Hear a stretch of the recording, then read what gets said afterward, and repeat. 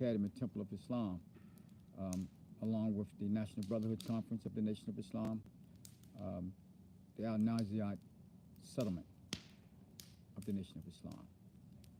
This past Wednesday, February the 26th, 2025, which was the birth day of Master W.D. Farad Muhammad, the man who we refer to as Muslims as the Savior, the Supreme Being. Um, and I was invited to speak at one of the local temples in Richmond, about an hour from where I am. And, you know, I was on the rostrum probably for about 30 minutes. And, you know, anybody that knows me know that, you know, I'm teaching separation. But what I did observed was that the brothers and sisters were full of fear. Because for the last 50 years, that which has been coming from the rostrum, from the various independent men who call themselves ministers, who said that they have Muhammad's Temple of Islam for the last almost 50 years. None of the things that they have spoken pertaining to this time period has manifested itself to be true. So now the brothers and sisters who have been subjected to this style of preaching, they don't know what to do. You know, I asked the brothers and sisters, you know, upon me mounting the rostrum, you know, this is the Temple of Islam. And I respect the place where I was invited to speak. I respect highly the minister who, you know, has taken the lead to, or taken charge to do his responsibility to teach and train black people into the knowledge of self. I think he's a very good minister in that regard. I have a lot of respect for him. However, my position, as it's been for the last 15 to 20 years, is that much of what we have received by way of preaching has not been accurate. You know, I'm not saying that all of it has been false, but when I say accurate, I'm also dealing with time. Now, here we are,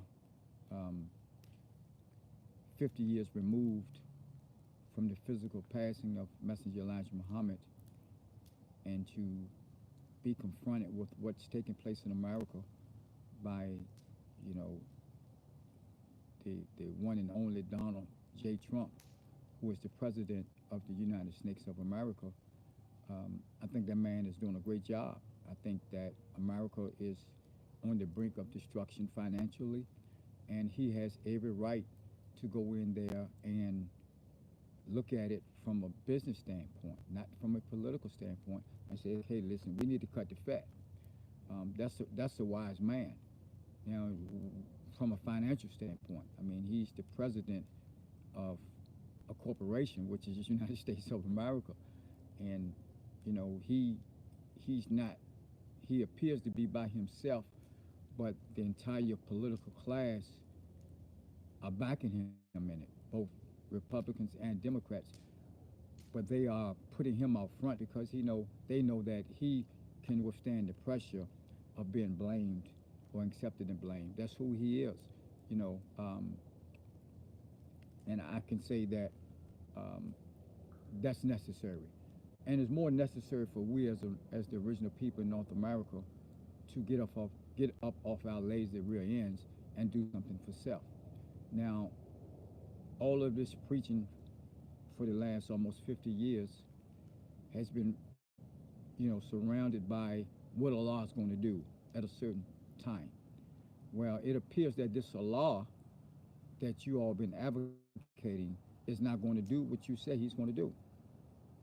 And that's because you have turned Master Farad Muhammad into a mystery God. And now you are faced with the reality of the choices that you've accepted as true, with the knowledge that you accepted as true, from these false preachers and these false leaders and fake prophets. But what I see, brothers and sisters, is fear. And in expressing the teachings of Islam as taught by Elijah Muhammad on February 26, 2025 in Richmond, Virginia, I had an opportunity to see it. What was even more bewildered was the men, to watch them not be able to answer questions, comprehend and analyze. It was a sight to behold.